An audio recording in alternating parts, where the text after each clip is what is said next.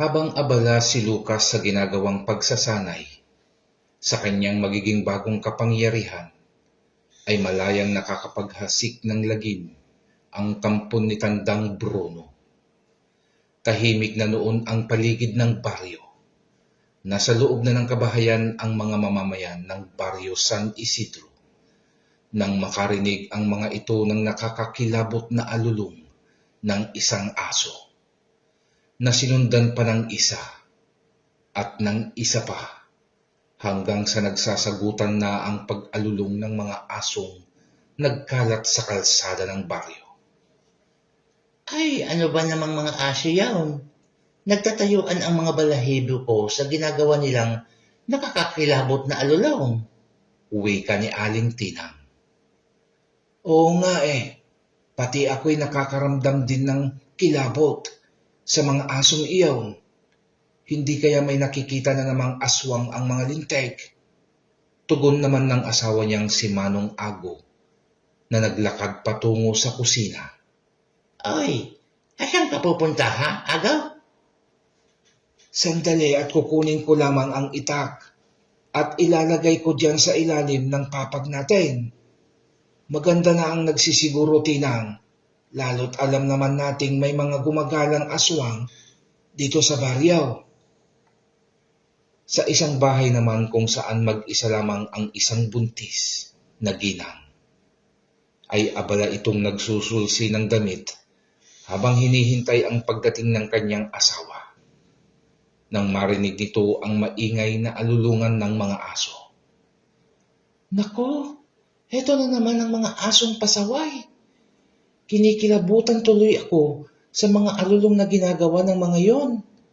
Wika nito na tumigil sa pagsusulsi at tinungo ang bukas na bintana upang isara iyon. Mabilis na niyang isinara ang bintana at muling ipinagpatuloy ang nahintong gawain. Wala itong kamalay-malay sa isang malaking baboy na papalapit sa kanilang tahanan. Naglalakad ang malaking baboy na ito na nangingintab ang maputi nitong balat habang tinatamaan ng sinag ng buwan. Umupo ang baboy sa isang mababang puno ng bayabas sa harap ng bakuran ng ginang at namumula ang mga mata nitong nakatingin sa bahay. Maya-maya naman ay naramdaman ng ginang ang biglang pag-alinsangan ng paligid. Tila nawala ang pumapasok na malamig na hangin sa siwang ng kanyang dingding. Napatigil muli ang buntis sa ginagawa na may pagtataka.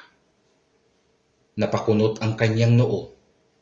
Napatitig ito sa liwanag ng gasera na noon ay sumasayaw ang apoy. Bakit ganon? May hangin naman sa labas dahil gumagalaw ang apoy ng gasera. Pero bakit uminit dito sa loob ng bahay?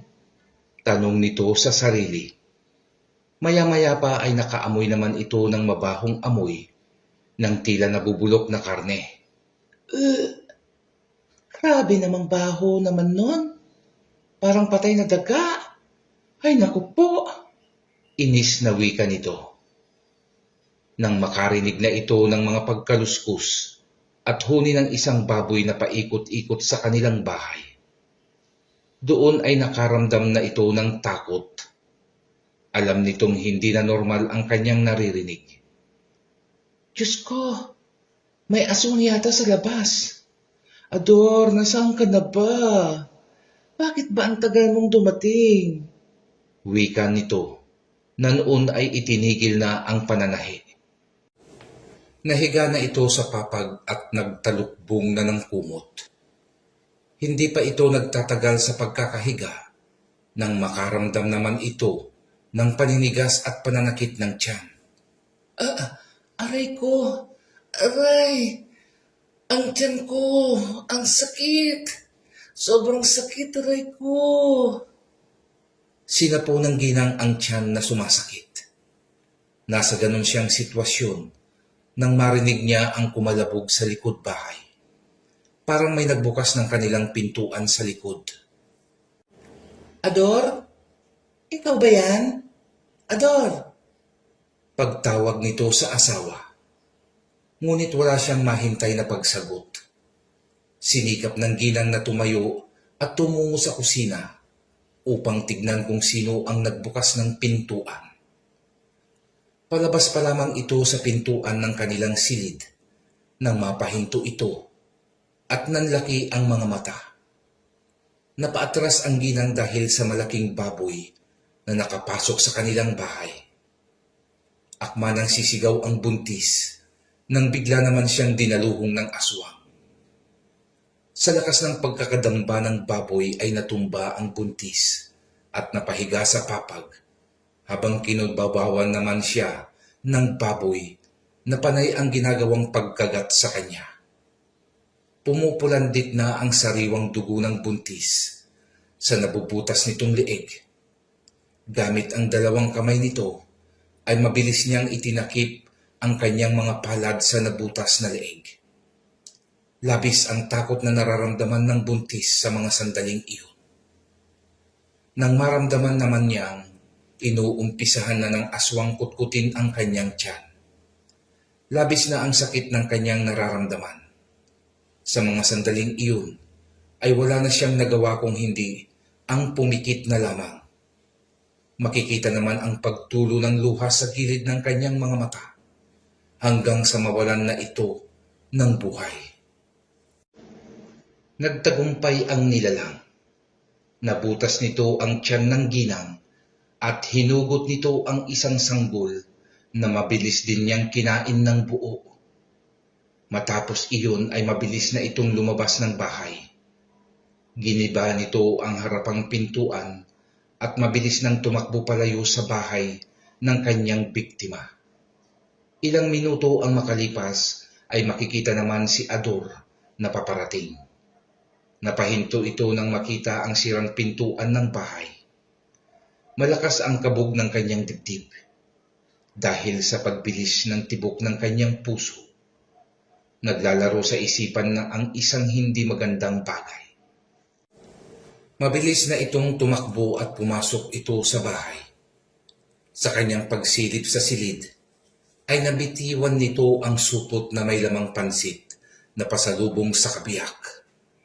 Bumulaga sa kanya ang kalunos-lunos na sinapit ng asawa. "Christy! Asawa ko!" sigaw ni Ador. At mabilis na nitong nilapitan ang asawa at niyakap. "Mga walang hiya kayo! Bakit niyo ginawa ito sa asawa ko? Mga walang awa! Christy!" Pagtangis ng lalaki. Agaw, narinig mo ba ang sigaw na iyon? Pagtatanong ni Aling Tinang sa asawa. "Oo, mukhang sa bahay nila Ador nang gagaling ang sigaw, Tinang. Na paano na kaya ang mag-asawa?" Sus Maria Josep, huwag naman sanang inaswang ang asawa ni Ador. Samantala sa isa ring bahay ay kasalukuyan ding may nagaganap na kababalaghan. Isang nilalang ang tila itim na payong na dumapo sa bubungan. Pagdapo nito ay nag-umpisa na itong kutkutin ang pawid na bubungan. Gumagawa ito ng butas. Isang hindi kalakihang butas ang ginawa nito na sakto nitong nasisilip ang mag-asawang noon ay himbing na sa pagtulog. Napangiti ang naglalaway na manananggal sa nakita nitong nakalilis na damit ng buntis. Animoy nakakita ito ng isang espesyal na putahe ng ulam. Napangiti itong muli at kuminang ang mga matutulis nitong mga ngipin. Inumpisahan na niyang ilawit ang namumulang dila patungo sa tiyan ng tulog na buntis. Sa bahay naman nila Atong ay naalimpungatan naman ang binata. Nakaramdam kasi ito ng pagkaihi. Pupungas-pungas na tinungo ni Atong ang labas ng bahay upang magbawas ng tubig sa nagngangalit na nitong pantog. Paglabas nito ng bahay ay mabilis nang pumwesto sa isang puno si Atong at pinakawalan nito ang likidong nais ng lumabas. Nakatingala pang nakapikit ito habang pinapakawalan ang tubig na hindi na kailangan ng katawan. Kinilig pa ito nang matapos mailabas ang gumising sa kanyang pagtulog. Pagmulat nito ng mga mata, ay sakto namang nakita niya ang itim na figura sa bubungan ng kapitbahay. Saglit niyang tinitigan iyon. "Pultris, manananggal yun ah," bulong nito sa sarili. Agad na siyang naghagilap ng bato at buong tapang na pinagbababato nito ang nakitang aswang at sinabayan na rin niya ng malakas na sigaw. "Mga kapitbahay, magsigising kayo. May aswang sa bubungan nila Berting. Mga kapitbahay, Berting, gising! Inaaswang na yung asawa mo." Sunod-sunod na pagsigaw ng binata habang wala din siyang tigil sa pagpukol ng bato sa nilalang. Ikinagulat iyon ng manananggal na sa pagkakataong iyon ay malapit na sana niyang maibaon ang dulo ng kanyang dila sa tiyan ng buntis. Galit itong nilingon ang lalaking gumambala sa masagana sana niyang hapunan. Ikinampay nito ang naglalakihang pakpak at hinarap nito si Atong. Mabalasik ang mga namumulang mata ng nilalang at inihanda na ang sarili sa gagawing pagsugod kay Atong. Nang biglang nagliwanag ang loob ng mga kabahayan at naglabasan ang mga kalalakihang may hawak na itak. Asan ang aswang, Atong? Tanong ni Berting. "Ayun pare sa bubungan niyo," tugon naman ng binatang nakaturo sa manananggal. Dahil sa pagkakagulo ng mga kalalakihan, ay nakita ng nilalang ang nagkikintabang talim ng mga hawak na itak. At ito ay lumipad ng palayo. Sinubukan pang sundan ng mga tao ang aswang, ngunit nagtungo na ito sa kagubatan. Nang marinig nila ang isang sigaw ng kapitbahay. "Aba, boses ni Ador yun ah. Tara mga kasama, puntahan natin si Ador at baka nangangailangan din yun ng tulong," wika ni Atong sa mga kasamahang kalalakihan. Nang marating nila ang bahay ni Ador, ay nakita nila ang wasak na pintuan ng bahay. Agad na silang pumasok at halos masuka sila sa nakitang kalunos-lunos na sinapit ng asawa ni Ador. Habang umiiyak ang lalaking nakayakap sa kanyang mga bisig ang wala ng buhay na asawa. Samantala, sa kubo ni Tandang Bruno ay nag-uumapaw naman sa kaligayahan ang matandang albularyo habang pinapanood nito sa kanyang oblong na salamin ang nagkakagulo at balot sa takot na mga tao. "Tiyak natutuwa ang pinunong ogro sa mga kaganapan ngayong gabi." Malakas na pagtawang nasambit ng albularyong itim. Kinabukasan ay naging laman ng usap-usapan ng mga tao ang mga kaganapang iyon. Labis ang mga takot na mababakas sa kanilang mukha habang pinag-uusapan ang nakakakilabot na pagsalakay ng mga aswang sa kanilang nayon. Nasaan na ba kasi si Kulas? Bakit hindi na ba nagpapakita dito ang binatang iyon? Siya lamang ang may kakayahang puksain ang ganyang uri ng halimaw. Wika ni Aling Tinang. "Hoy Tinang, magtigil ka nga dyan." Pagsaway naman ni Mang Ago sa asawa. Oo nga, nasaan na ba nagpunta si Kulas? Bakit bigla naman yata ang pagkawala ng taong iyon? Sabat naman ni Berting. Ilang araw at gabi pa ang lumipas at paulit-ulit ang ginagawang pagsalakay ng mga nilalang ng dilim sa mga tahanan. May nakakaligtas at may nasasawi sa pagsalakay ng mga aswang. Sa lugar ng mga engkanto ay sakto namang nagpapaalam na si Lucas. Tapos na ang kanyang pagsasanay at pauwi na ang binata sa kanilang baryo upang umpisahan na ang kanyang misyon. Matapos makapagpaalam ang binata kay Katemyong, ay naglakbay na si Lucas pauwi. Pagdating ng binata sa baryo, ay nanibago ito sa kapaligiran. Napansin ni Lucas ang takot sa mga mukha ng kanyang kanayon. Marami ang nakaitim ng kasuotan at halos ilang kabahayan ang makikitang may nakaburol at pinaglalamayan. Pagdaan ni Lucas sa bahay nila Ador, ay dumaan ito. Doon ay napag-alaman niyang nasawi ang asawa ni Ador dahil sa pambibiktima ng mga nilalang ng dilim. Nang makita naman niya si Ador, ay agad niyang nilapitan ito. Nakikiramay ako pare, sa pagkawala ng iyong mag-ina. Malungkot na sabi ni Lucas. Iniwan mo kami sa ere, Lucas. Ikaw na lang ang inaasahan naming may kakayahang labanan ang mga aswang. Ngunit nasaan ka sa mga panahong kailangan ka ng iyong kanayon? May pagtatampong wika ni Ador sa binatang albularyo.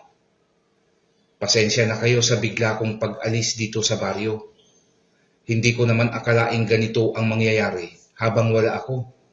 Tugon ng binata. Sabihin mo, naduwag ka, kaya nagtago ka, di ba? Narinig naman ni Atong ang usapan ng dalawa at hindi ito napigilang hindi sumabat. Mawalang galang na nga lang mga parikoy, pero mukhang mali naman atang pagbintangan mo ng ganyan si Lucas, paring Ador. Hindi mo naman sigurado kung iniwasan ba niya na tulungan tayo. Malay mo naman kung naghanap lamang yan ng dagdag kapangyarihan o kaalaman. Pagtatanggol naman ni Atong sa kaibigang binata. Oo nga naman, Ador. Mali ding iasa na lamang natin kay Lucas ang ating kaligtasan sa kamay ng mga aswang. Dapat ay gumagawa din tayo ng hakbang kung papaano natin sila mapupuksa. Tama si Manong Ago, paring Ador. Hindi naman ginusto ni Lucas ang mga pangyayari. Lucas, ikaw na ang bahalang umunawa kay Ador. Sadyang magulo lang kasi ang isipan niya sa ngayon. Parang nahimasmasan naman si Ador sa sinabi ng dalawa pang kaharap na kanayon. Pasensya ka na, Lucas. Masama lang talaga ang loob ko sa mga pangyayari, pare. Napakahirap kasing tanggapin ang sinapit ng aking mag-ina. Wala yun. Nauunawaan ko ang iyong nararamdaman ngayon, Ador. Huwag kayong mag-alala at mula ngayon ay iisa-isahin kong katayin ang mga aswang na yan. Tutulong kami sa iyo, Lucas. Oo nga pare, mas marami tayo, mas madaling matalo ang kalaban. Huwag na ho, Manong Ago, Atong. Baka ikapahamak niyo pa ang gagawing pagtulong sa akin. Hayaan niyo na lamang na ako na ang tumapos sa mga salot na aswang. Hindi ako papayag na manaig ang kasamaan ng kadiliman dito sa lupa. Tinutuon ni Lucas ang kanyang sinabi. Nakikita siya ng kanyang mga kanayon na mag-isang nag-iikot sa baryo. Pinupuntahan ng binata ang madidilim na lugar, ang mga masusukal na parte ng baryo kung saan ay masasabing perpektong taguan ng mga aswang. Tila nakakaramdam naman ang mga nilalang dahil mula nang magbalik ang binata ay wala pang napabalitang na biktima o sumalakay na aswang. Nang huling gabi ng lamay ng asawa ni Ador ay isang hindi inaasahang pangyayari ang naganap. Kaalis pa lamang ni Lucas sa lamay nang biglang may dumating na isang babae ang napansin ni Ador. Nakasuot din ito ng purong itim na damit at nakatalukbong ng itim na belo ang ulo nito. Napapaisip si Ador. Hindi kasi pamilyar ang babaeng iyon. Kilala niya ang mga kamag-anak ng kanyang asawa at ang mga kapitbahay na nagpupunta sa lamay, maliban lang sa babaeng kadarating lamang. Nang walang ano-ano'y biglang nagsalita ang isang kapitbahay na nakikipaglaro ng sugal sa lamay. Ano bang amoy yun? Ang baho naman. Twe! Napadura pa ang lalaki sa naamoy nito. Maging ang ibang nakikipaglamay ay napapalingon sa paligid dahil sa naaamoy na rin ng mga ito ang amoy bulok na laman nang hindi nila maunawa ang karne. Dahil sa mga bulong-bulungan ng mga tao na parang mga bubuyog ay napalingon ang babaeng ito at nakayukong umalis sa harap ng kabaong. Naupo iyon sa pinakasulok na parte ng lamayan, malayo sa mga tao. Hindi naman inaalis ni Ador ang kanyang tingin sa babae at pansin nitong nakatitig iyon sa kabaong ng kanyang asawa. Sino ba ang babaeng ito? Bakit hindi maganda ang nararamdaman ko sa kanya? Parang may kakaiba itong aura. Hindi yata ito maganda. Bulong ni Ador sa sarili. Nang mapansin ng babae si Ador na nakatitig din sa kanya, ay mabilis na itong tumayo at umalis na sa lamay. Susundan sana iyon ni Ador nang makasalubong naman nito si Manong Ago na noon ay patungo sa likod bahay upang umihi. Manong Ago, napansin niyo ba ang babaeng nakaitim ng belo? Abay hindi iho, bakit ba? Parang kakaiba po kasi ang ikinikilos nun eh. Pakiramdam ko ay hindi normal na tao iyon, Manong. Nako, di kaya isa yung balbal. Ano hong balbal, Manong Ago? Ngayon ko lang ho narinig yan. Alam mo bang hindi lamang buntis ang mabango sa mga aswang? Maging ang patay ay mabango sa aswang at ito nga ay ang mga balbal. Mga aswang na kumakain ng bangkay. Kaya huwag na huwag niyong iiwan ang bangkay ng iyong asawa at baka manakaw yan ng balbal. Ay teka Ador, diyan ka muna ha. At kailangan ko nang bawasan ang laman ng pantog ko. Pag ganitong matanda na mahirap nang makapagpigil. Nakakahiya dito kung mabasa ang aking pantalon. Uwi ka ng matanda at nagmamadali na itong tinungo ang likod bahay. Samantala sa madilim na bahagi ng baryo ay palingalinga ang babae na nakabelo ng itim. Tila may nararamdaman itong kakaiba sa paligid. Pakiramdam ng babae ay may nakamasid sa kanya. Binilisan nito ang paglalakad nang bigla siyang mapahinto. Nakita niya ang isang figura ng lalaki na nakaharang sa kanyang daraanan. Sino ka? Umalis ka sa aking dadaanan kung nais mo pang mabuhay. Wika nito sa lalaki na pilit inaaninag ang mukhang natatakpan ng anino ng dahon. Kanina pa nga kita hinihintay dito. Bakit ngayon ka lang? At sa palagay mo saan ka pupunta niyan? Wika ng lalaki habang dahan-dahan itong naglalakad palapit sa kinaroroonan ng napahintong babae. Ha? Ikaw? Nagbalik ka na, Lucas? Oo. At maghanda ka na dahil huling gabi mo na ito. Hindi mo na matitikman ang bangkay ng babaeng sinusubukan mong nakawin. Kalmadong wika ni Lucas sa balbal. Mapatay mo man ako, ay patuloy pa rin ang paglaganap ng lagim. Kalat na kami, Lucas. At maghanda ka dahil hindi titigil si Amo hanggat hindi kanya mapapatay. Tugon ng babae na nagbago na ito ng boses. Ganun ba? Tignan natin kung hanggang saan ang kakayahan ng amo mo. Ano, magdadaldalan na lang ba tayo? Naiinit na ako at naiirita na sa amoy mo, wika ni Lucas.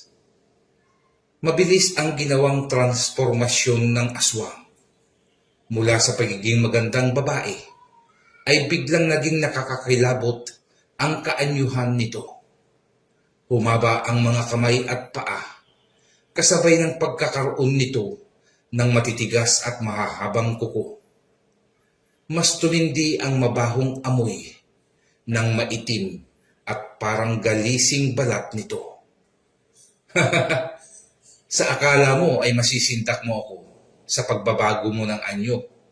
Nagkakamali ka. Pagkatapos masabi ni Lucas yun, ay hinugot na nito ang mahabang itak sa kanyang likuran. Ito ang itak na kung tawagin ay sansibar. Hindi ordinaryong sansibar ang hawak ni Lucas dahil gawa ito sa pilak at tanso. Nang makita yun ng nilalang, ay labis ang panlalaki ng kanyang mga mata.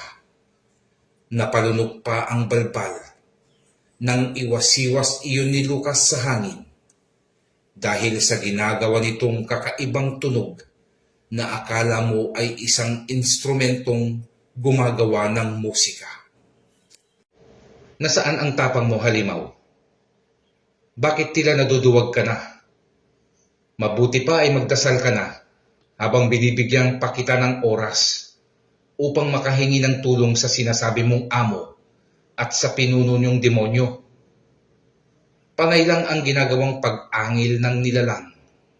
Panay ang pag-amba nito ng atake na hindi naman magawang maituloy.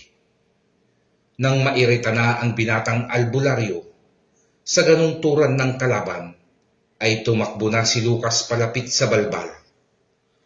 Isang napakabilis na pagkilos ang kanyang ginawa, na labis ikinagulat ng aswang. Sa isang iglap ay dilat ang mga matang bumagsak sa lupa, ang putol na ulo nito, at bigla na lamang naging abo. Kasunod na bumagsak sa lupa ang nagliliyab na katawan nito, na pumupulandit pa ang itim na dugo sa putol na leeg, hanggang sa maabo na rin ito. Wala man lang thrill ang pakikipaglaban ko sa iyo.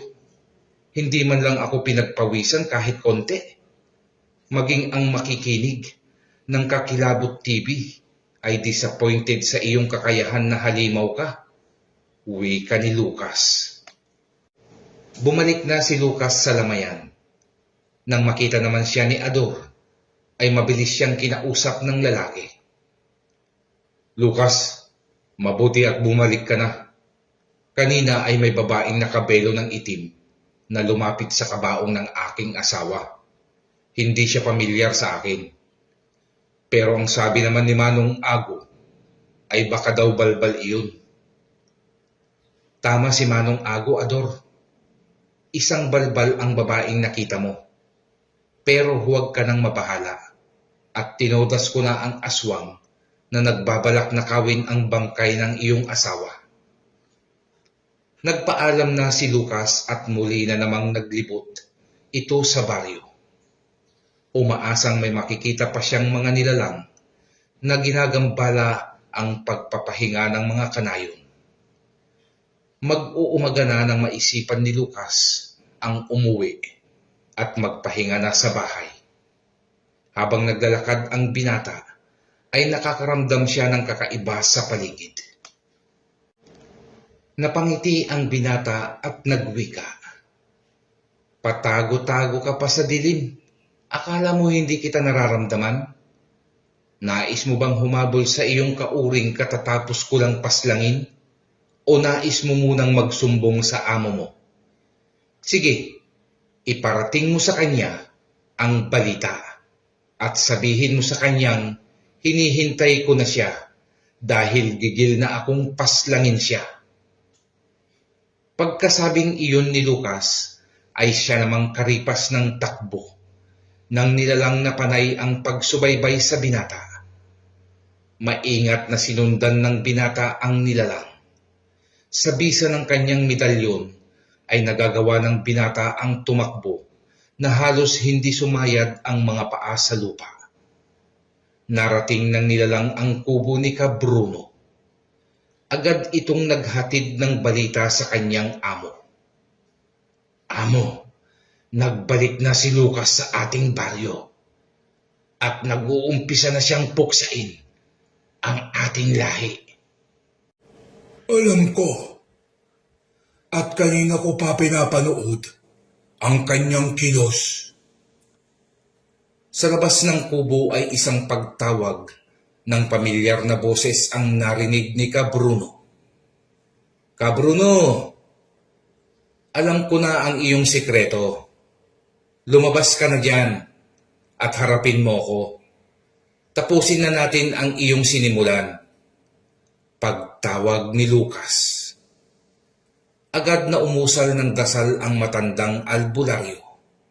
Isang dasal na pagtawag sa Panginoon nitong si Ogro. Habang umuusal ito ng dasal, ay isang itim na usok naman ang tila pumapasok sa kanyang katawan. Matapos ang orasyon, ay nakapasok na rin sa kanyang katawan ang itim na usok. Buong tapang itong lumabas ng kubo at hinarap ang katunggaling binata. Sa paglabas ng matanda, ay isa-isa ding naglabasang sa kubo nito ang kanyang mga alagad na aswang. Nagkanya-kanyang pwesto sa iba't ibang lugar. May mga nakapwesto sa bubungan, may mga nakapwesto sa itaas ng puno, at ang iba naman ay nasa likuran ng matanda. Nag-aangilan ang mga ito at gigil na gigil kay Lucas. Lucas, kumusta ka na, iho? Bakit niyo nagawa ito, Ka Bruno? Bakit kayo nagtraidor sa sinumpaan niyong tungkulin? Bakit niyo tinalikuran ang kabutihan? Simula nang ipamana sa iyo ng lolo mong si Gaston, ang kakayahang manggamot, ay halos wala nang nagtiwala sa akin. Kaya isinanla ko ang aking kaluluwa sa demonyo upang burahin ka. Nakakaawa kayo, Ka Bruno. Dahil sa inggit ay niyakap niyo ang kasamaan. Isang maling pananaw yan sa buhay. Kung pinagbuti niyo lang ang inyong panggagamot, ay hindi mawawala ang tiwala sa inyo ng mga tao. Sana ay tinignan niyo muna ang inyong pagkakamali at hindi pinairal ang pagiging sakin. Ang dami mong sinasabi, Lucas. Hindi kita nilabas upang makinig sa sermon mo. Kaya ako na sa harapan mo ay upang wakasan ang buhay mo.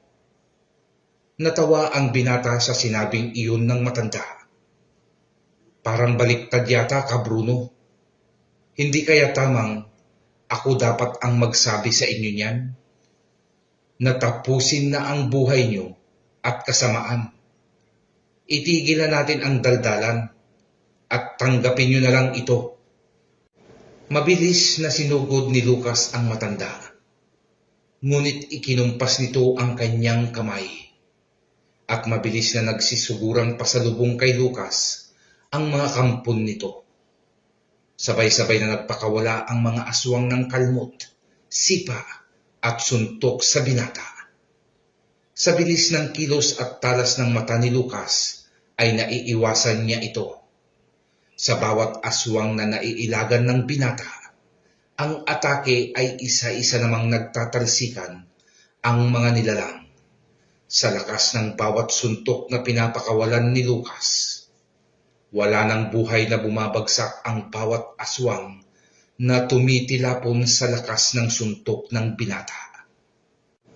Nakalapit si Lucas sa matandang albularyo at isang malakas na suntok ang kanyang pinakawalan. Puntiryang patamaan ni Lucas ang mukha ng matanda. Ngunit sinalag lamang ng isang kamay ni Ka Bruno ang atake ni Lucas. Habang pigil ni Ka Bruno ang kamao ng binata, ay isang malakas na pagsipa naman ang ibinigay nito kay Lucas. Tumama ang sipang iyon sa dibdib ng binata dahilan ng pagkatilapon paatras ni Lucas. Habang nasa posisyong nakaluhod ang isang tuhod ng binata at nakatiin ang isang kamay sa lupa, ay kumumpas ulit si Kabruno. Kumpas ng pag-uutos sa mga natitira nitong alagad na atakihin ang binata. Nagtakbuhang pasugod ang mga nilalang at sabay-sabay na naglundagan sa binata. Natabunan ng aswang ang katawan ni Lucas. Katapusan mo na, Lucas. Katapusan mo na. Nasa ganong pagtawa ang matanda nang magulat ito. Dahil sa hindi malamang kadahilanan, ay nagtalsikan pataas sa ere ang mga aswang na dumagan kay Lucas. Hindi pa man sumasayad sa lupa ang mga katawan ng aswang, ay isa-isa na itong naaabo. Gamit ang sandatang sansibar, ay mabilis ang pagkilos ni Lucas. At isa-isa nitong tinataga ang mga aswang sa ere. Pagsayad ng mga paa ni Lucas sa lupa, ay makikita ang tila liwanag na gumuguhit sa kanyang katawan. Isang malakas na paglundag ang ginawa ni Lucas pasugod kay Kabruno. Mula sa ere, ay nakahanda na ang tangan nitong sansibar. Pagbaba ni Lucas mula sa ere, ay itinaga niya iyon sa ulo ni Kabruno, na mabilis namang sinalag iyon ng matanda. Hawak ng dalawang kamay, ang magkabilang dulo ng baston nito, ay napigilan niya ang atake ni Lucas. Agad na pinakawalan ni Lucas ang malakas na pagtuhod sa sikmura ni Kabruno. Napaatras ang matanda. Umusal iyon ng isang orasyon at nabalot ang katawan nito ng itim na usok. Yan lang ba ang kaya mong lakas, binata? Ngayon ay ako naman ang aatake. Wika nito. Mabilis din ang pagsugod na ginawa ni Kabruno. Gamit ang kanyang baston, ay sunod-sunod na hampas naman ang ginawa nito na nasasalag naman ni Lucas gamit ang kanyang sansibar. Lumundag si Lucas at sumirko ito sa ere. Sabay sipa nito sa likod ni Kabruno. Nawalan ng balanse ang matanda at muntik pa itong mapasubsob sa lupa. Sa pagharap ni Kabruno kay Lucas, ay nagpakawala ito ng bolang apoy na nagmumula sa dulo ng kanyang baston. Sunod-sunod iyon. Sinasalag naman ni Lucas ng sansibar. Tumatalsik ang bawat apoy sa iba't ibang direksyon. Nasusunog ang bawat tamaan ng tumatalsik na bolang apoy. Isang tamang tiyempo ang ginawa ni Lucas at nagawa niyang pabalikin sa matanda ang isang bolang apoy na pinapakawalan nito. Tumama iyon sa kanyang mukha na nagdulot ng pagkasunog dito. Habang pinapagpag ni Kabruno ang nagliliyab na apoy sa kanyang mukha, ay hindi naman na inaksaya ni Lucas ang pagkakataong iyon. Agad niya itong sinugod. Isang malakas na wasiwas ng sansibar ang kanyang pinakawalan. Tumama iyon sa tiyan ni Kabruno. Napadaing ang matanda. Isa pang wasiwas at tumama naman iyon sa dibdib ng matanda. Ang ikatlong wasiwas ay nasalag ng baston ni Kabruno. Ngunit sa talim ng sansibar at sa uri ng mga materialis na ginamit dito, ay naputol ang baston at nahagip ang braso ng matanda. Napaluhod na ito sa lupa. Isang pagkakataong sinamantala ng binata. Mabilis nang pinagpipiraso ni Lucas ang katawan ng katunggali. Animoy tinadtad na karne sa palengke ang katawan ni Kabruno. Sa pagkakaputol-putol ng katawan ng matanda, ay makikita naman ang paghiwalay ng itim na usok. Naghugis demonyo ang usok na ito. Magaling binata. Pinahanga mo ako sa lakas ng iyong kapangyarihang tangan ngayon. Hanggang sa muli nating pagkikita, doon ay sisiguruhin ko na ang iyong kamatayan. Wika ni Ogro. Patakas na sana ang demonyo nang pigilan siya ni Lucas. Saan sa akala mo ikaw pupunta, Ogro? Akala mo ay papatakasin pa kita? Matagal ka nang naghahasik ng lagim dito sa baryong ito. Kailangan mo nang mabura, Ogro.